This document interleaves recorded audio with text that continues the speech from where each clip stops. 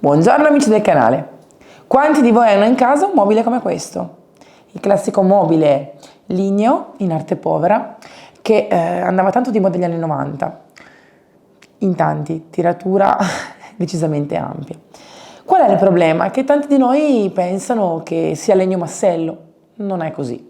I laterali sono in truciolato.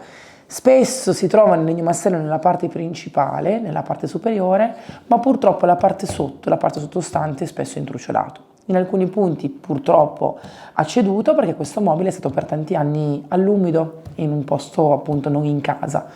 Quindi stuccherò con la Materic Cream, cercherò di far sì che la superficie sia il più possibile liscia e livellata e dopodiché darò 2 belle mani corpose del mio stupendo nero, Nuit Parisienne, perché su questo mobile faremo un restyling molto moderno.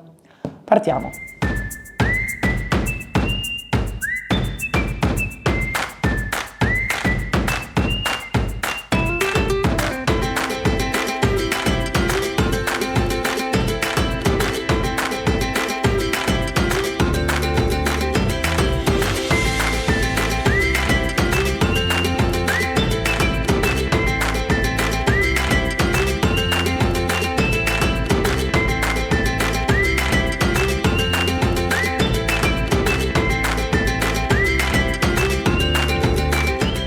Inizio stuccando la base, perché in certi punti il truciolato è uscito fuori, con la mia Materic Cream. È possibile che, avendo tanta superficie da stuccare, ci possano volere 2 passate e voi le fate con calma, nessun problema. La preparazione del supporto deve essere fatta bene. Infatti io sono partita ieri sera, sgrassando bene la superficie con ABA, più volte, perché era veramente molto grasso unto, e l'ho fatto asciugare tutta la notte. Quindi mi raccomando, partite con la preparazione, la stuccatura, la carteggiatura di eventuali punti che si staccano per tempo. Ora, stucchiamo, prendiamo una piccola percentuale di crema, Materic Cream, e stucchiamo questa parte. Non basterà una passata, ce ne vorranno 2. Quindi quando sarà completamente asciutta, la superficie darà una seconda passata.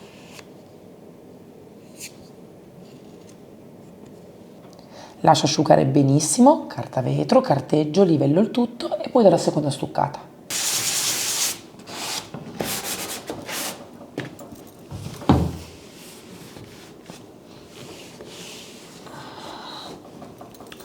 Ho stuccato la seconda volta, ho fatto asciugare bene tutta la notte, perché ieri ho dato la prima mano di stucco, ho fatto asciugare per bene, ho dato la seconda e dopo aver fatto asciugare bene la seconda mano di appunto Materic Cream, adesso ho carteggiato. È perfetta, liscia, impalpabile.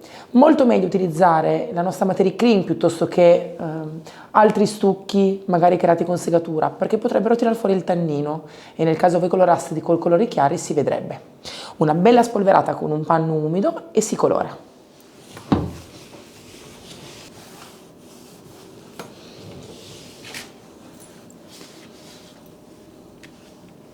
Utilizzo per stendere la prima mano e poi anche la seconda il mio pennello King.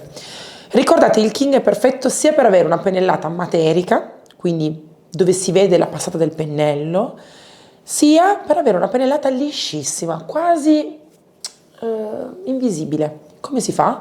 Si stende la pittura pura o nel secondo caso si stende la pittura diluita. In questo caso parto con la prima mano di pittura pura. Mi raccomando, intingete bene il pennello, caricate vuol dire che il colore deve andare bene dentro. Ecco qua, vedete che all'interno è bello pieno il pennello, carico di vernice per colorare una bella parte di superficie. Mi raccomando, pennellata veloce e incrociata. Per far sì che la pennellata sia perfetta quando si utilizza questo pennello, dovete ricordarvi di tenerlo dalla ghiera, mi raccomando dalla ghiera in modo da non stancare il vostro polso, ma soprattutto è importantissimo ricordarsi che devono lavorare le setole per voi, non dovete stancare il polso, quindi fate lavorare le setole in questo modo, avanti e dietro. Stendo in un senso, tolgo via eventuali difetti.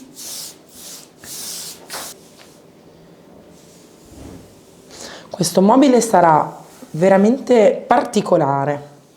Non metterò fregi, non metterò disegni, ma un unico stencil bellissimo, un evergreen che non passa mai di moda, anzi, su tutta la superficie, e vedrete che diventerà modernissimo questo mobile. Passerà dall'essere un pezzo in arte povera quasi scomodo ad essere un vero e proprio pezzo di arredamento principale in un salone.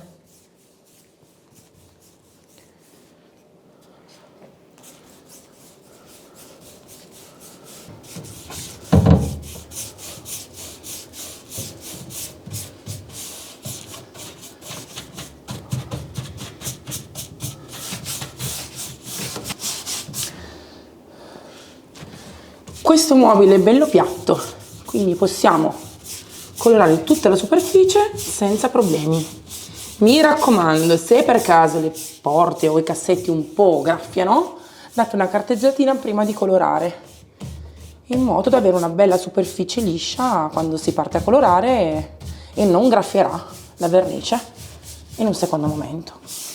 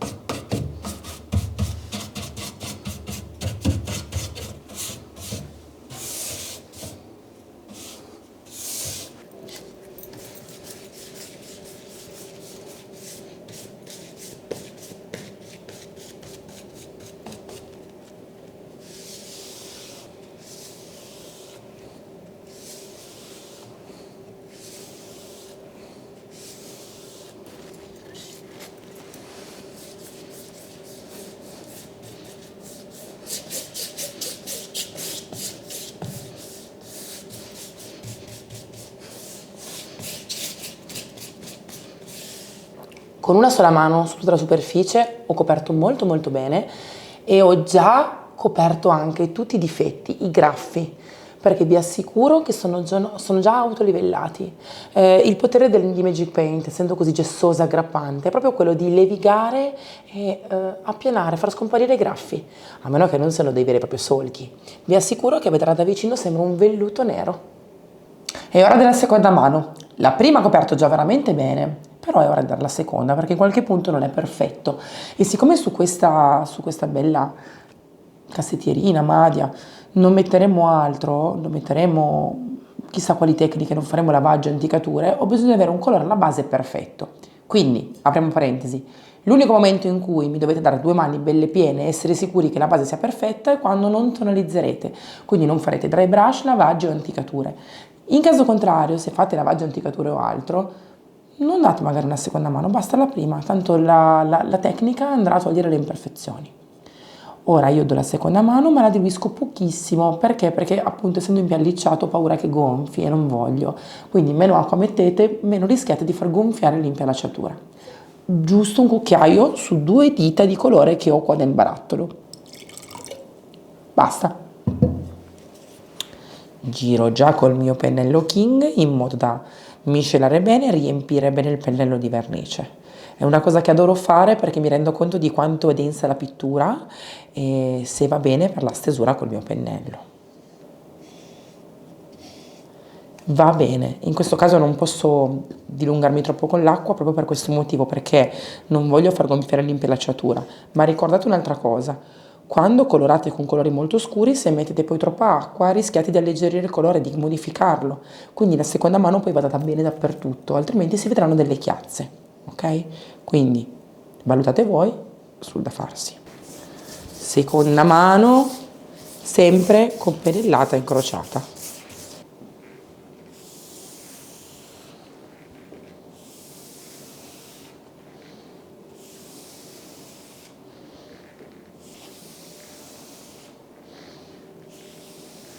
Anche la seconda mano è completamente asciutta e questo nero è veramente bellissimo. Ha una profondità data dal fatto che non sia un nero nero che è eccezionale. Veramente un bel colore e vi posso dire la verità, mi piace già così.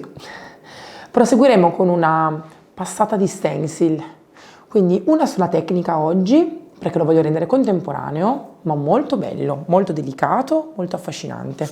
Questo stencil con trama piede pull.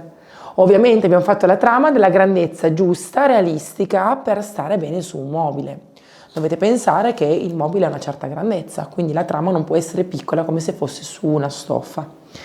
È molto importante ricordare che questi stencil, che devono essere riposizionati, hanno il plus del nostro materiale. Non è che un materiale vale l'altro, anzi, il materiale Magic Paint è resistente e se tenuto bene, lavato bene, può essere riposizionato anche 100 volte. Quindi il materiale in questo caso sì, fa la differenza, e se volete imitare la mia tecnica di oggi è fondamentale avere questo materiale. È importante anche non sottovalutare i pennelli, mi raccomando. I pennelli che noi produciamo e creiamo sono stati veramente studiati per essere performanti al massimo. Vuol dire che un pennello vi fa venire bene la tecnica, vi fa risparmiare la pittura e vi dà una garanzia. Non è che un pennello vale l'altro. Spesso il pennello può definire la riuscita o meno di un restyling. Pennello a tamponcino, io prendo quello più grande da 12. Ok? Il più piccolino magari lo riservo a restyling più piccoli. Questo è un mobile intero, quindi è meglio avere un pennello un po' più grande. Bisogna essere calmi quando si fa il restyling con uno stencil e essere precisi. Si deve scaricare bene il colore, come farò adesso io, guardate bene, non sottovalutate questo passaggio perché mi scrivete sempre in tanti dicendomi che lo stencil sbava. Se rispettate bene le linee guida, non sbava. Parto posizionando bene lo stencil e vado vicino vicino. Bordo dello stencil col bordo del mobile, in modo da essere veramente precisissima. Nastro carta.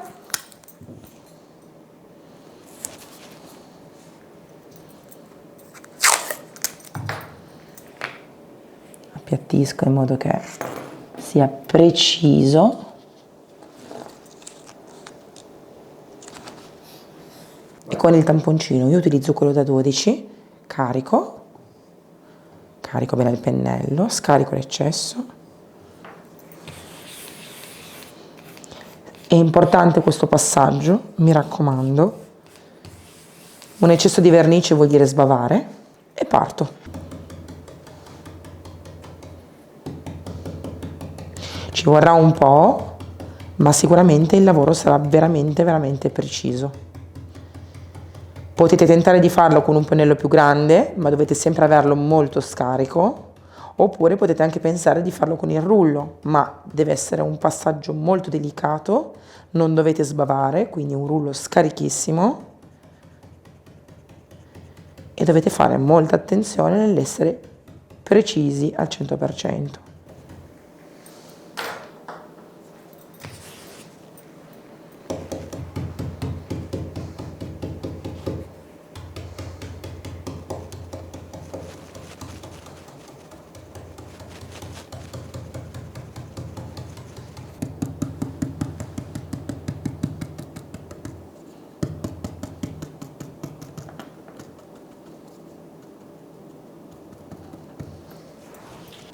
Alziamo e guardiamo come è venuto.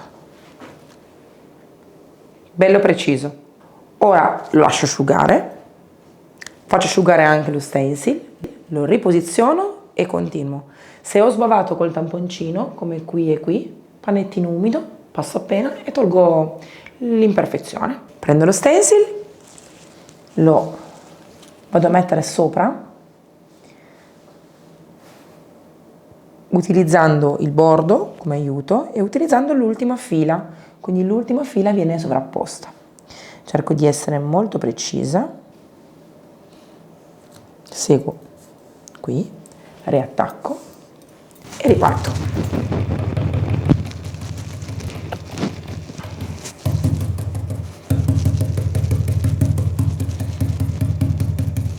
E ora dei cassetti, li metto vicini, tac, così con un solo stencil li faccio entrambi.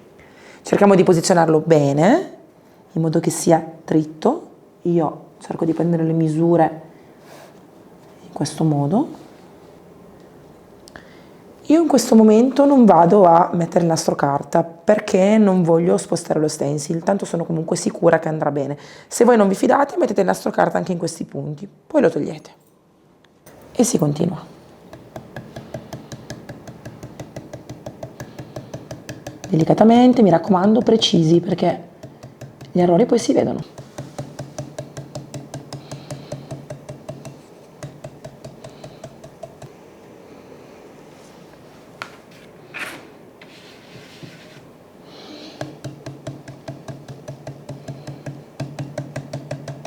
Quasi finito. E ecco qua. Due bellissimi cassetti. Ho coricato il mobile in orizzontale perché sono più comode per fare questo stencil. Un consiglio spassionato: se dovete fare le style in supporte o comunque ante, attenzione, tiratele giù e coricatele se potete, altrimenti coricate il mobile. Lo stencil viene meglio, non vi stancate e non sbavate. Colore. Scarico e riparto.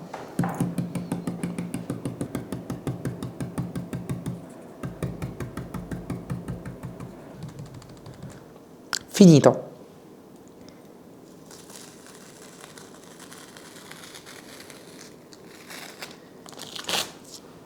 Perfetto. Mi piace tantissimo e ho avuto anche molta fortuna perché con il riposizionamento di 2 volte lo stencil ho fatto tutta l'antina. Gli stencil, ricordate, sono su un formato A3, più grande della norma, quindi riescono a decorare un'intera superficie molto più facilmente. Ora, buco, allargo il buco per il pomello e pomello fantastico, perfetto in questo stile.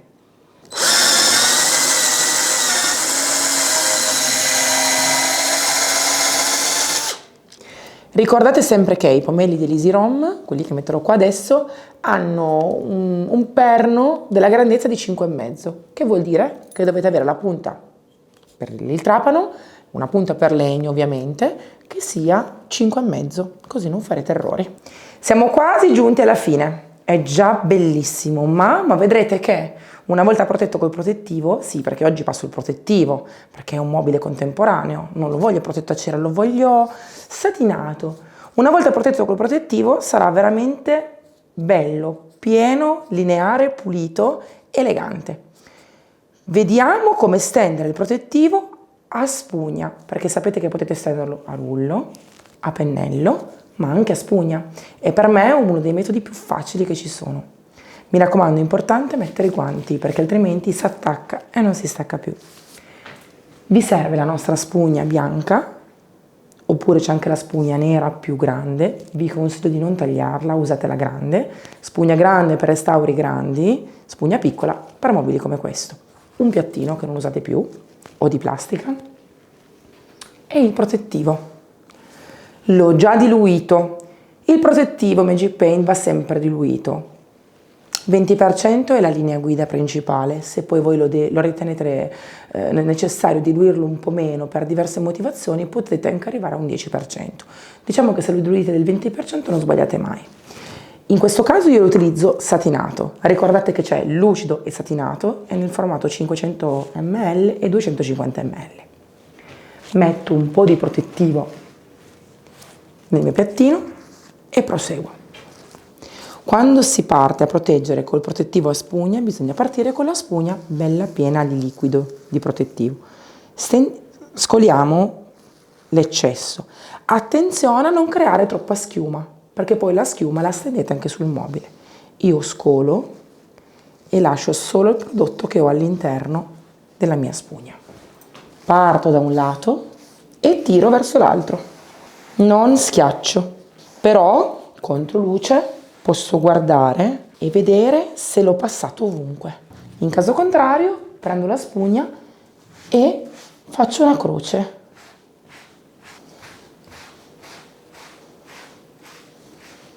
Poi prendo e alliscio di nuovo, in modo che non si noti il distacco tra una passata e l'altra. E riparto, sempre dallo stesso senso. In questo caso io faccio sinistra verso destra e sempre leggeri, non bisogna calcare troppo. Se si calca si fanno segni.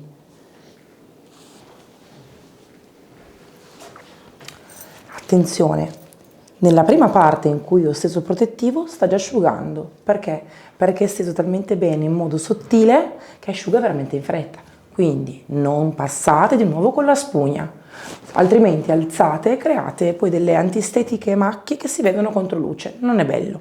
Tranquille, se necessita di un'ulteriore protezione si farà una seconda mano. Carino questo pomello, chic al punto giusto. Non è troppo prorompente, però aiuta a dare un tocco delicato. È lucido e sta molto bene sulla nostra finitura satinata. Ecco qua, bulloncino da dentro, una bella pinza che mi aiuta a metterlo dritto.